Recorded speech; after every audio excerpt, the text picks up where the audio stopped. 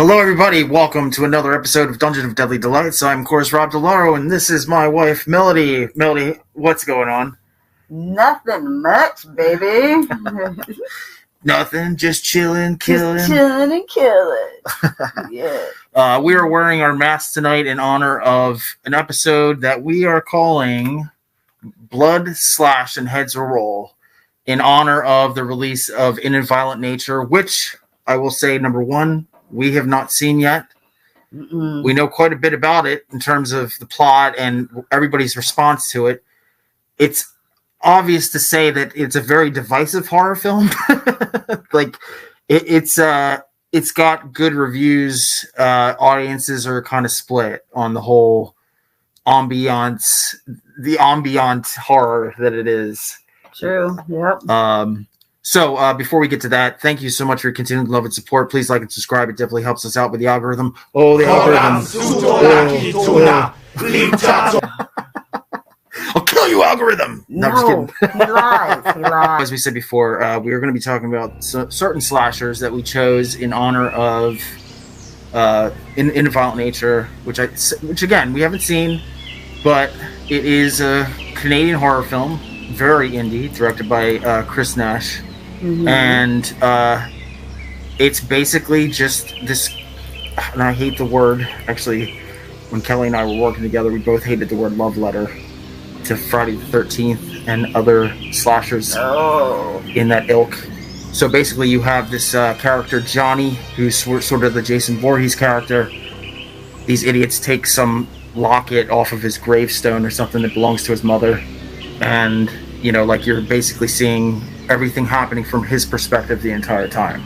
So the reason why it's so crazy weird to people is because you're seeing this slasher running around in the woods, but he's just walking at a slow pace the entire time. So they're literally like showing scenes of, you know, when he's not killing, this is what he's doing. He's literally walking through the woods for like 2 to 3 minutes at a time. With like no soundtrack, no Harry Manfredini, like none of that.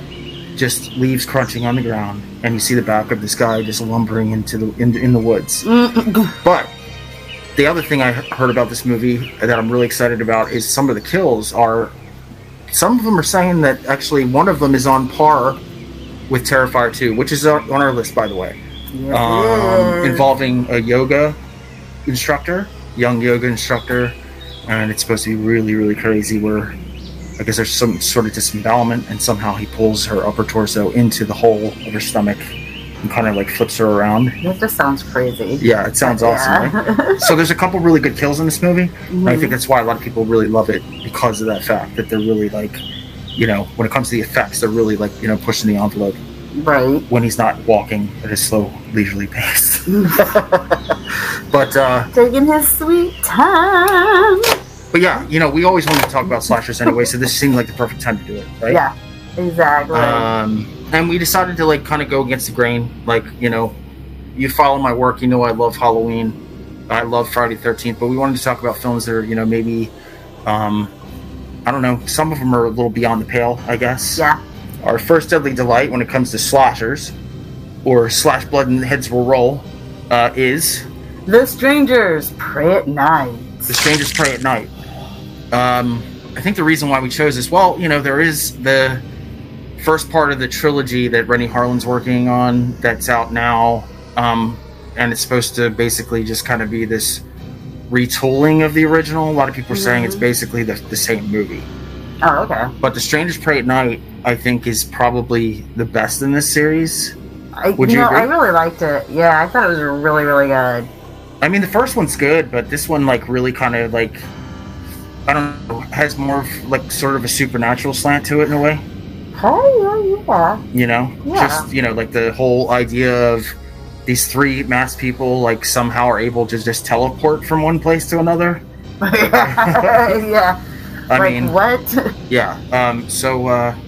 What did you think about... You said you liked this one, so... I really did. I really, really did. So, basically, this movie is about this family who's has a mother, a father, a son, and a daughter. And the daughter's been getting in a lot of trouble, and she's being sent off to this school.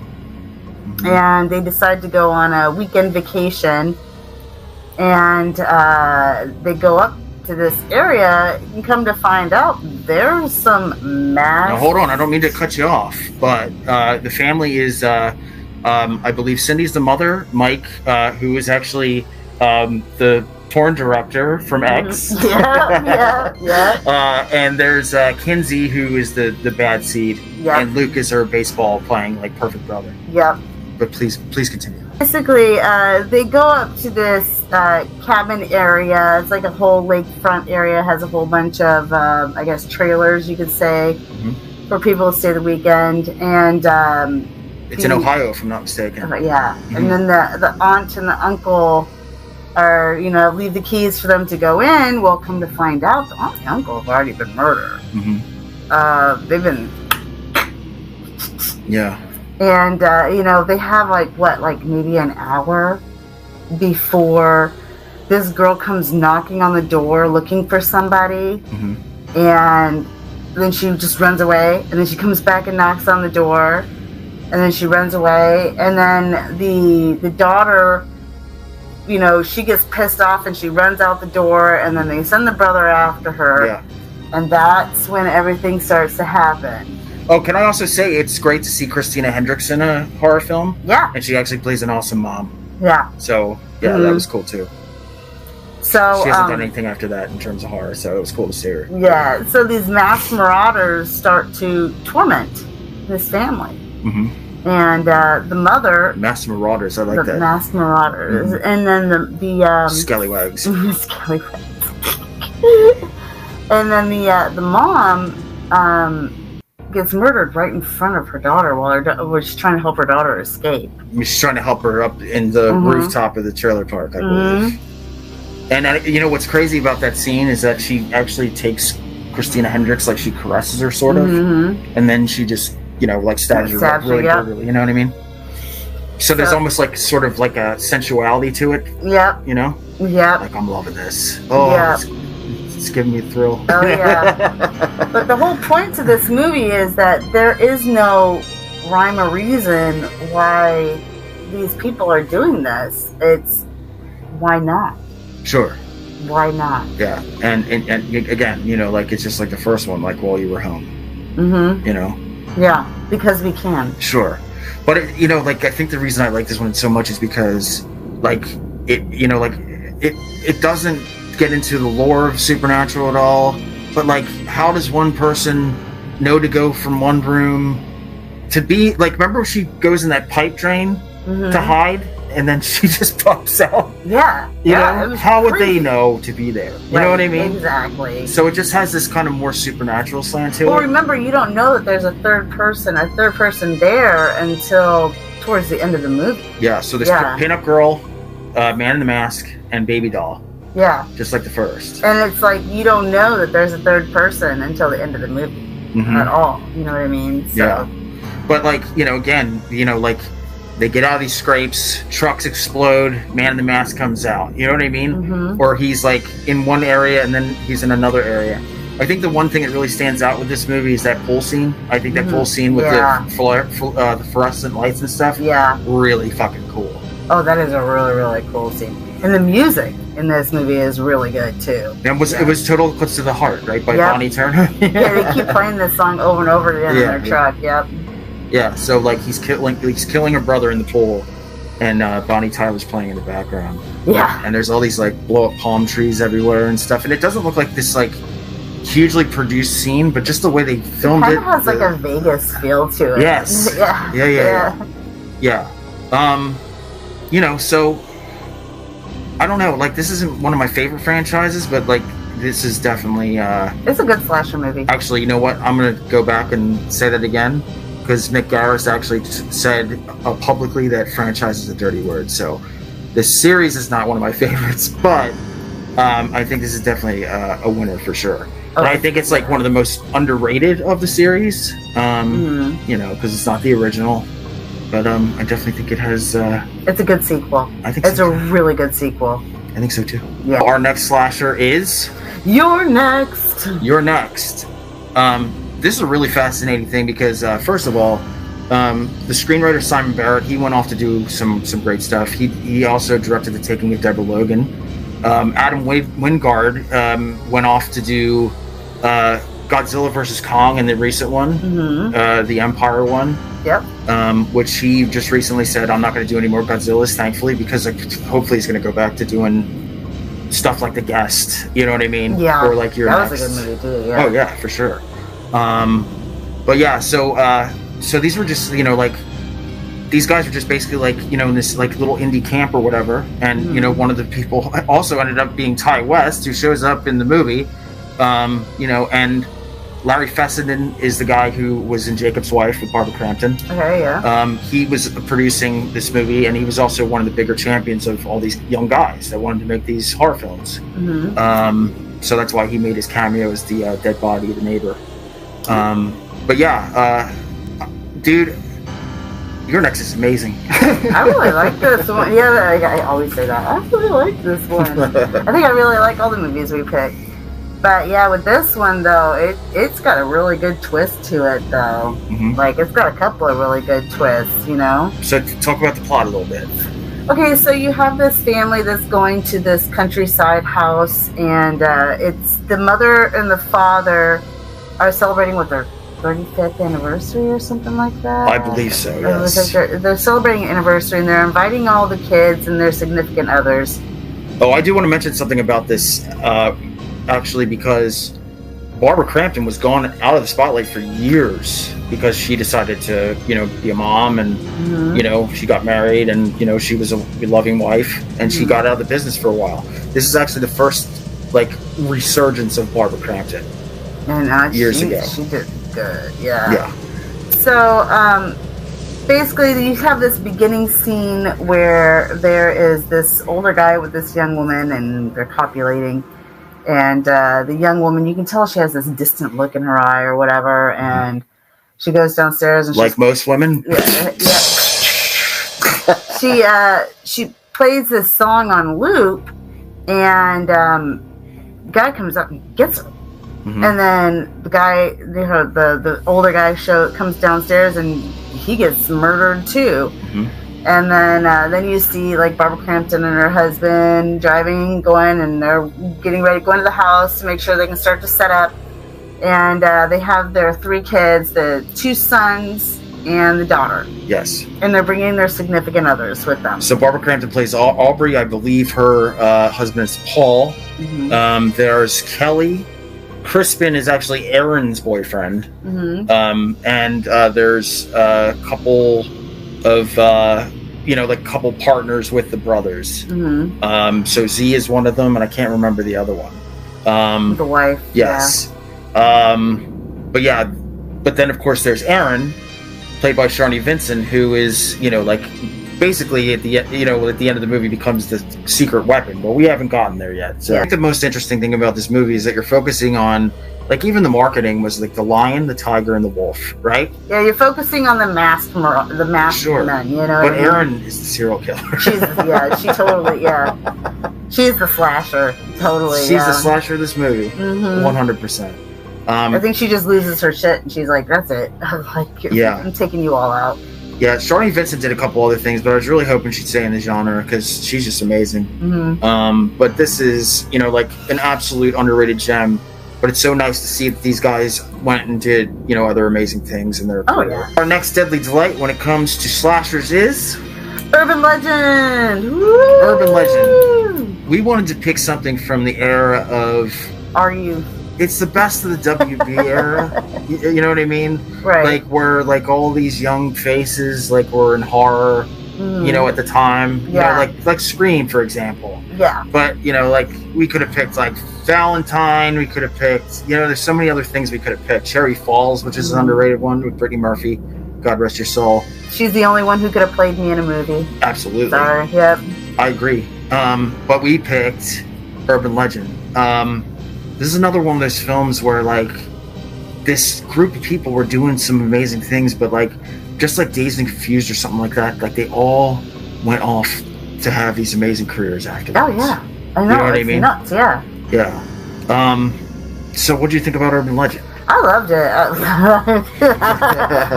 loved it. Go watch it. Yeah.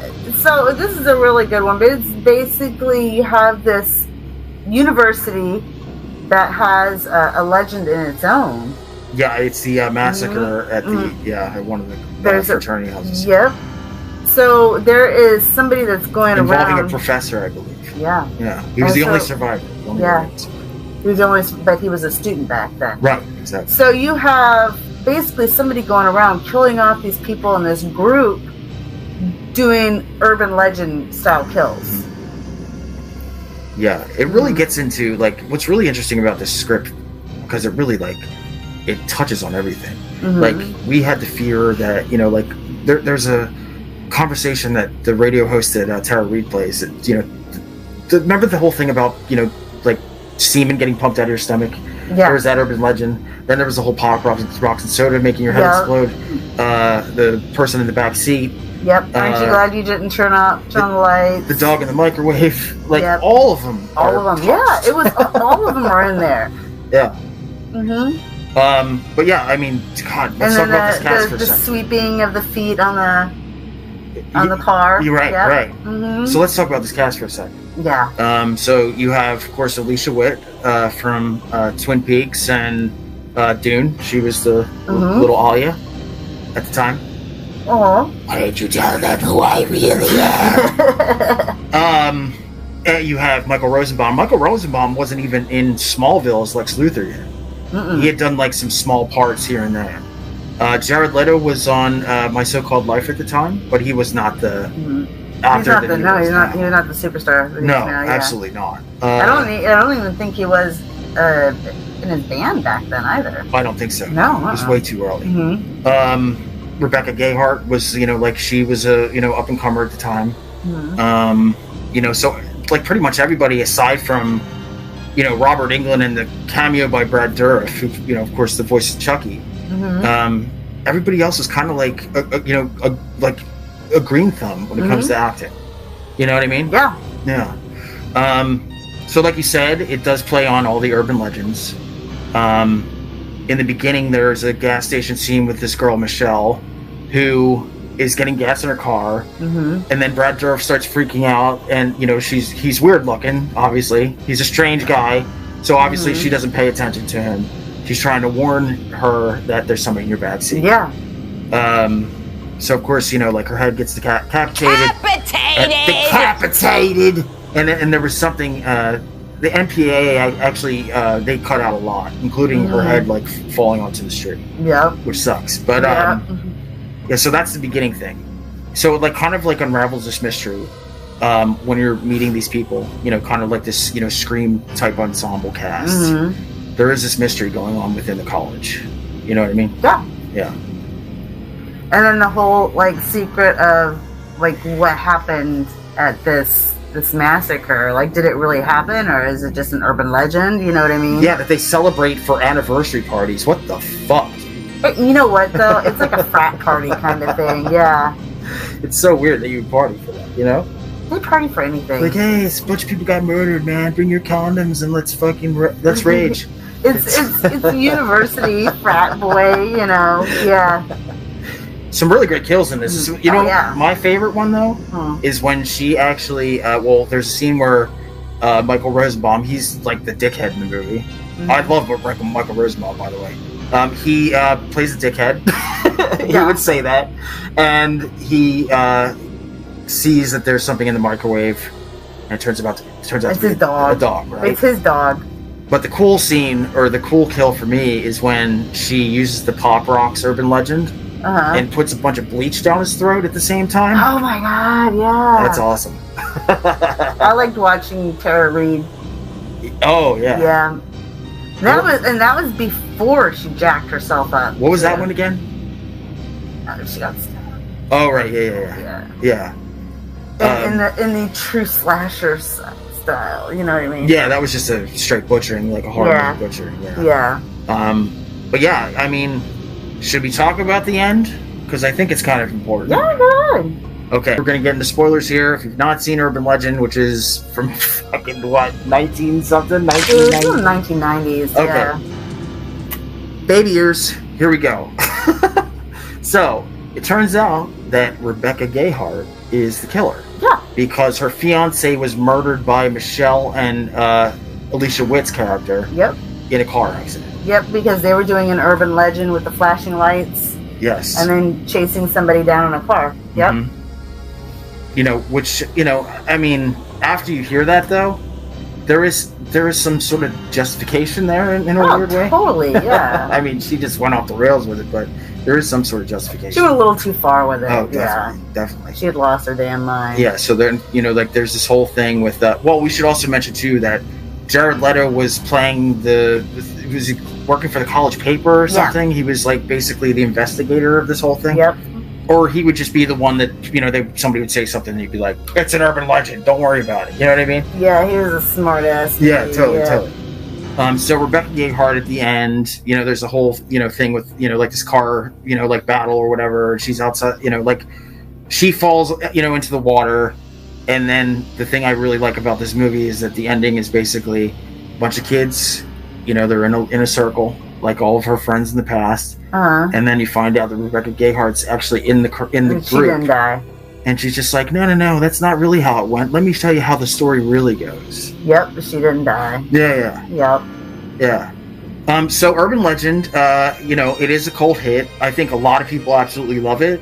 I think, we talk about cult films a lot, like in our episodes. And I think cult status is definitely more important than box office. Yep.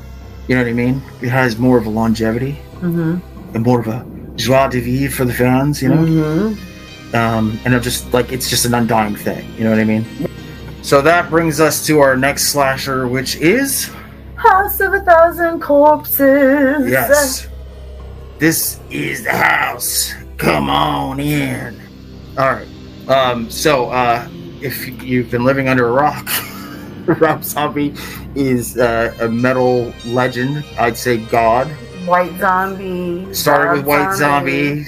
Became a solo artist with Rob Zombie. Mm-hmm. Rob Zombie. And he was doing music videos. Thunder Kiss 65. That's where he met Sherry Moon. And then of course he was actually doing a haunt. I think he was working on a deal with Universal for a haunt, which was going to be called House of 1,000 Corpses. And then it ended up changing its name and changing companies, American Nightmare. There's a lot of shit that happened with Universal. So Universal basically gave him, after a 12-page pitch, everything that he wanted. And, he came up with this idea, this kind of frenetic, trippy, cartoony type, slasher film. You know what I mean? Mm-hmm. Where, he kind of had a feeling in the beginning that we as horror fans were somehow, even though you're supposed to be rooting for the kids, we're probably going to root for the family. Yeah. Which definitely does happen in the fandom. But, after, Universal found out, how gory the movie is going to be and all this stuff, they ended up pulling money away from him. You can't do this. And he ended up... it was pretty intense when it came out. Well, that's the thing. There was a lot of shit on the cutting room floor. Because, it was... I mean, there somewhere in this world, there exists a House of 1,000 Corpses, his final director's cut, that's just fucking brutal. And who knows if we'll ever see it. I don't know. Probably not. Yeah. But, so there was a lot of intense scenes cut out. Universal just basically gets the whole thing. They're like, we don't want to do this. So he ended up signing a deal with Lionsgate, and Lionsgate ended up giving them the deal to release the movie. And, so House of 1,000 Corpses was born, and soon became the Firefly trilogy. But what did you think about House of 1,000 Corpses? I fucking love this movie. I mean, I've seen it a million times. You know what I mean? Of course. Yeah, it's awesome. I love it. Mm-hmm. It is brutal. It is psychotic. Mm-hmm. It is intense. It is insane. Yeah. This family is absolutely cuckoo. Yeah. Absolutely, they're Satan worshippers, they're rapists, they're serial killers, they're fucking, they're monsters, the worst monsters on the face of the planet, but they're charming, and we fucking love them as horror fans. which is a weird psychological thing that we could get into, but we're not going to. No, we're not going to go there. But yeah, so basically it starts with this group of kids. They're traveling and they're going to all these different oddities and stuff to create a book. So it's based in the late 70s. And of course they they go to the Museum of Murder and Mayhem. They meet the wonderful Sid Haig that plays Captain Spaulding, and just hilarity ensues. Yeah. Ha ha ha. So yeah, basically what happens is after hear about this family, about the well, they hear about Dr. Satan. He tells them about Dr. Satan. There's this asshole that fucking was killing a bunch of people, and they ended up I think he was a psychiatrist or something. They ended up hanging him on this tree, and whatever, and that's kind of the myth, you know what I mean? And that kind of leads them into their journey into hell, is this whole Dr. Satan Oh my story. God, yeah. So of course Chris Hardwick is running out of the fucking museum. He's like, Dr. Satan, Dr. Satan, and they're all excited. They get back in the car. They see Baby on the side of the road, played by Sherry Moon Zombie, and this trippy, dippy, beautiful maniac gets in the car and just oh, you should come to my house, I can help, and so, and that's where they die. All of them die. Well, it's not just where they die. I mean, it's it's so it's so crazy what happens. She's fucking flirting with Rainn Wilson, and they're drinking hot cocoa together, and she goes, that ain't the only sweet thing in this house, you know what I mean? Then you got this whole thing with they're at the dinner table, and they're wearing these weird Halloween masks, these paper mache masks, and then fucking Bill Moseley's Otis Driftwood comes down with this fucking jar with this baby fetus, and he just every fucking I interviewed Bill years ago, and I said this to him. I said every single fucking line that comes out of your mouth is just gold, man. Yeah. Just gold, instantly iconic. You know what I mean? Mm-hmm. You couldn't see hell if you put your head in the devil's ass. Shit like that. Just some wild shit. So then all of a sudden there's this fucking, this dance number, and Baby's singing she's lip syncing I Want to Be Loved by You. And one of the girlfriends is losing her shit because she's still flirting with Rainn Wilson. She pushes her off the chair. She goes, "You bitch, I'll fucking cut your tits off." Yep.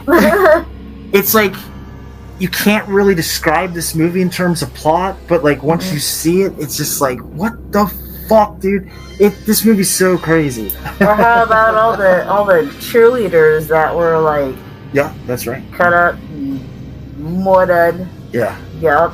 Yeah. And he's actually having a conversation. Otis is having a conversation with him, and he's talking about when it comes to my autistic, just had a total block, and he's just telling these girls oh, you wouldn't understand, you girls, and you're eating your ice cream with your fucking shitheel friends and all this other shit.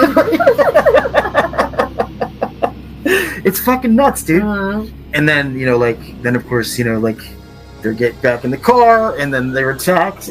For some reason, fucking they're dressed like scarecrows outside and start smashing up the car, bring it back into the house. Oh, this movie is insane, dude. There's some really intense scenes when it comes to the Devil's Rejects, especially that Kahiki Palms scene. Yeah. It's really uncomfortable. Though. Yeah. This is just even though it's so intense and gory and stuff, it's just so. It's so in a weird way so slapsticky. That you can't really take it seriously. Well, not even that, but just it's just a ride. You know what I mean? If you get nightmares from it, great. That's what horror's supposed to do. But if you're just looking at it, from a spectator's angle, if somebody that just watches tons of horror all the time, it's just a fun cartoon ride all the way through. Yeah. Our next deadly delight when it comes to slashers is Terrifier 2. Terrifier 2. I had spoken about this in past episodes, never really got into the actual meat and potatoes, especially when it comes to me and my wife, being partners. But there is absolutely no denying that this is, you know, like, even if you love it, even if you absolutely hate it, there's no denying this is one of the best modern fucking horror slashers out there. The fact that Damon Leone was able to take this small film that was basically, you know, he did it through Indiegogo and all these different, like, you know, like loans, like angel investors and stuff. He was actually, you know, here's the cool thing about it. Damien was actually working part-time jobs at the time that he was creating this. That's crazy. Right. Was that with the first one or the second one? This is with Terrifier 2. So Terrifier was a, you know, it was a moderate hit, you know, in the indie world. I think the main thing that stood out was Art the Clown.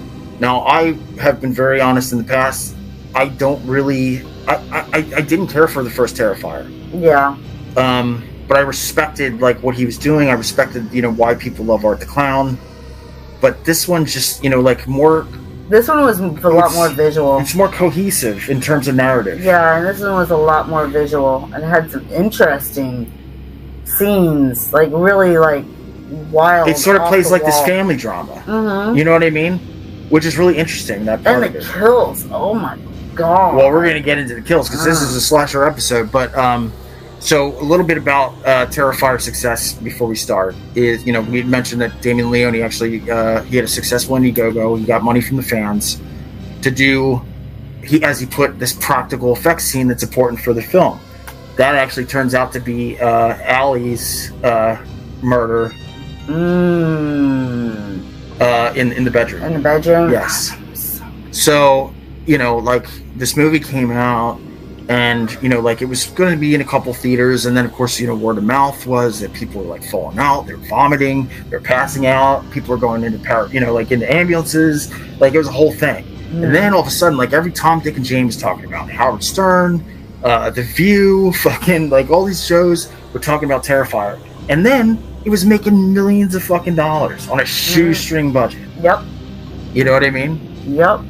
The other thing that's really cool about it that we'll talk about before, you know, the actual film was that the idea for Sienna apparently was something that he came up with in 2008.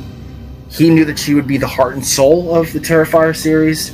He always wanted to make this winged Avenger type female, you know, like, character. Mm-hmm.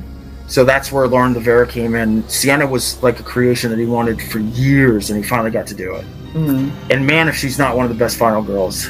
Oh, yeah. Oh, yeah. So, Terrifier 2, Mel. Well, this movie definitely has a supernatural twist to it. I would definitely say. Yeah. Yeah, most definitely. He comes back from the dead. Oh, yeah, he does. He does come back from the dead.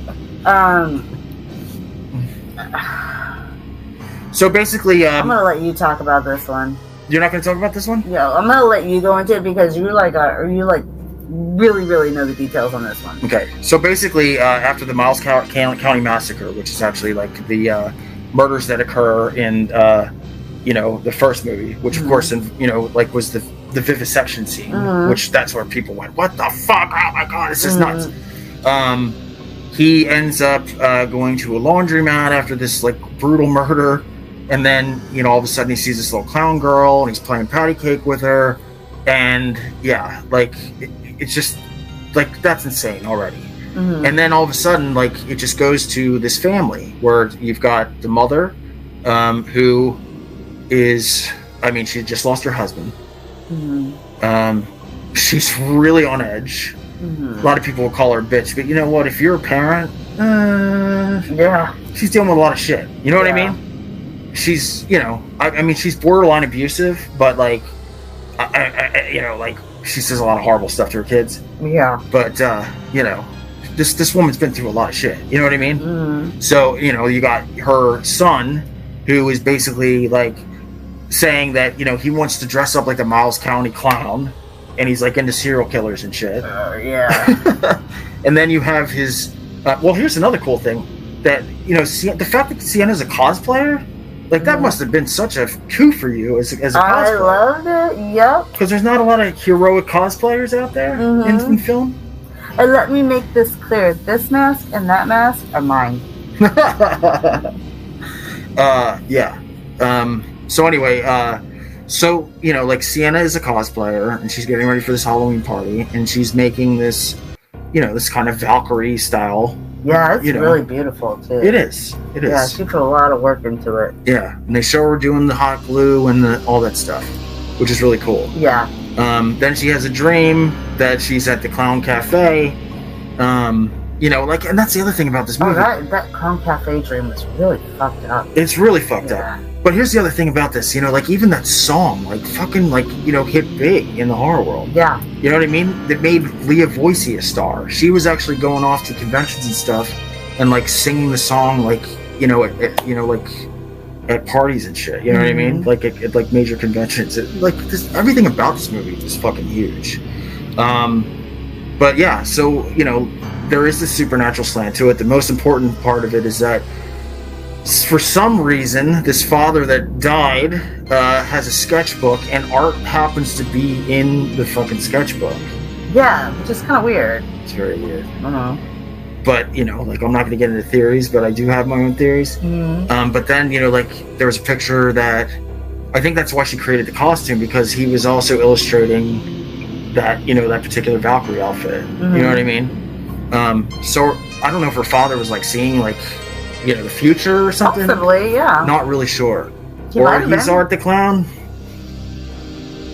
I don't know. Who knows? But yeah, let's talk about these kills. Oh yeah.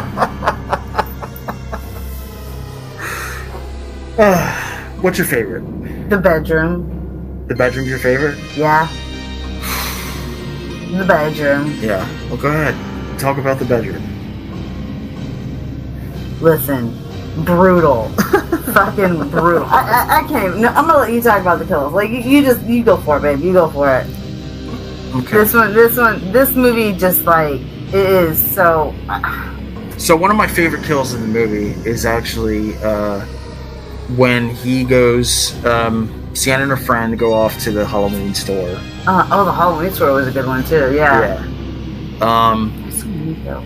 And the clerk is shitty to Art, mm-hmm. and he basically chops his head, top of his head off, and then starts chopping into his fucking neck until that. It's nuts. It's fucking crazy. That was a really good one. I guess the guy's ripping Brooke's boyfriend's balls out. That was a good one. Yes. But yeah, so we can't even play the clip on the show. No, we can't. Like we said, Sienna is just, the biggest badass in horror. And it's so great to hear that Lauren Lavera is such, she's such the coolest person. Never got the chance to talk to her, but every fan that I've, she's just, so appreciative of being in this world. And she's in Terrifier 3, which is great. Mm-hmm. Terrifier 3 comes out this year, and, of course, Damien said, I'm pushing the envelope for Terrifier 3, so could you fucking even imagine what that movie's going to be like? Oh my god. Nuts!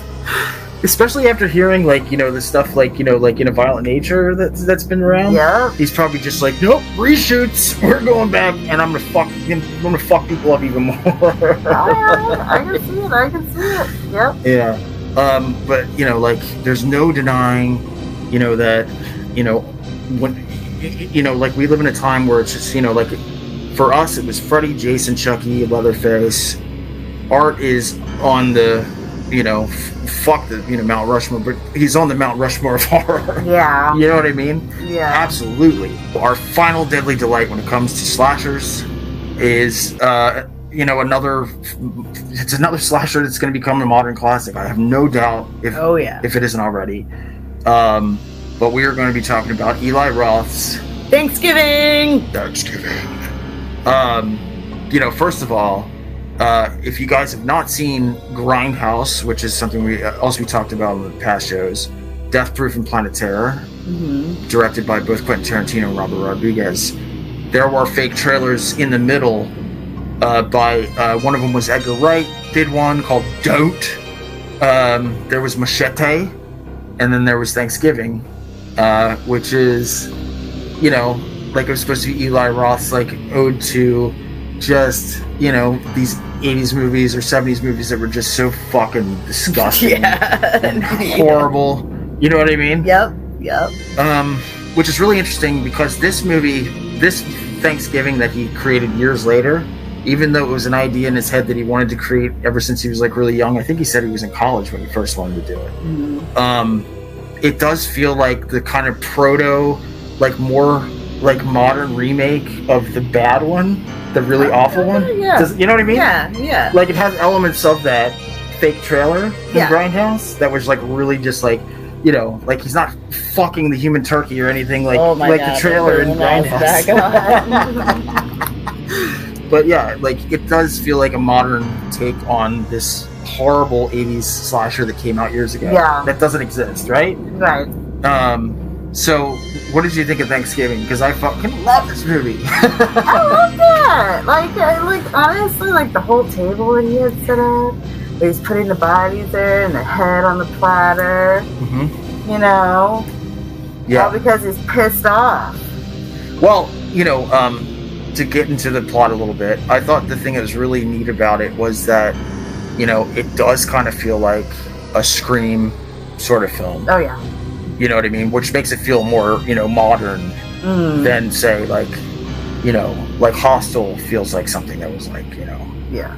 Just from an era that's just like, you know, you know what I mean? Yeah. And there's some really intense shit in this movie. Oh, yeah. But, you know, like, I mean, compared to what he could have done, it's really kind of toned down a little bit. You know what I mean? Yeah. It's watered down for, you know, for a stronger audience where people aren't, you know, like, running out, throwing up, like Terrifier 2. Yeah. So it starts off with this family who owns this, you know, like, basically this Walmart style store in Boston, right? Yep. And there's a Black Friday sale going on. But they open up on Thanksgiving. Yes. Yeah, they open up on Thanksgiving. So basically, like, there's a line of fucking people, and you know, no offense to, you know, like, our Boston audience if you're out there, but, you know, like, you know how Bostoners are. I'm originally from Philly, so I get it. Like, you know, like, we kind of have we're cut from the same cloth a little bit, where people are like, come on, what the fuck? You know, like, they just get really mad. So they're really mad because they're waiting in line to get into the store. And this girl just, you know, like, and her boyfriend just say, you know what, we're just going to go through one of the doors, and we're just going to get in there first. And, of course, you know, people see them doing it, and they just lose their shit. Yeah. And then crush, and a whole bunch of people die. Yes. Including one of the manager's wife. Yep. We should mention that Patrick Dempsey's character, the sheriff, I think Sheriff Eric or something, he is actually there at the time. So he is, like, you know, within this entire thread from the very beginning. Well, also they were getting tweets, which is basically like it was just a room and a Thanksgiving table that was getting set up. Yep. And it just said, you know, like, basically, like, you know, like, you know, basically, like, you know, come join me, you know, for a meal or whatever. Yep, you know what I mean? For a meal. So these young people are just basically, like, in this, you know, implicated in this whole thing. They're all getting these tweets. And, you know, like, they're just like, what the fuck is going on? You know what I mean? Right. These murders are happening. And, you know, like, Jessica is supposed to be, like, the main final girl. Can I say something, though? There is a scene where her stepmother, Kathleen, played by Karen Cleach, there's a scene where she's in the John Carver house, which is like the memorial house. And, you know, she's dressed up like a pilgrimess, you know, before she gets thrown in the oven. She becomes the turkey. Dude, listen. Karen is she's the final girl for that moment. For that moment. You know what I mean? Yeah. Like, she still becomes a Thanksgiving turkey. Absolutely, but, like, I'm just saying, like, you know, just her wits, her skills, her abilities, like, you know, she made a mistake, and of course, you know, she gets caught, but, like, you know, in that moment, she's like, dude, this is the real final girl. Like, her stepmother is, like, a real fucking final girl. Like, she should have been the one to survive. I will die on that hill. But yeah, without getting into spoilers, because I don't want to spoil this one, because it's quite a bit newer. Yeah, man. First of all, the kills are great, especially the Thanksgiving table scene. You know, you see a human turkey, you see somebody get their throat slit. There's a scene where girl gets killed by a table saw. So that is our show, guys. Thank you so much for your continued love and support. Please like and subscribe. It definitely helps us out with, you know, the algorithm, as we said before. For sure. Yeah, and join us next time for more terror. We'll scare you later. Talk to you soon. Scare you later. Bye. Go see an in violent nature. Go support horror. Yes. Bye.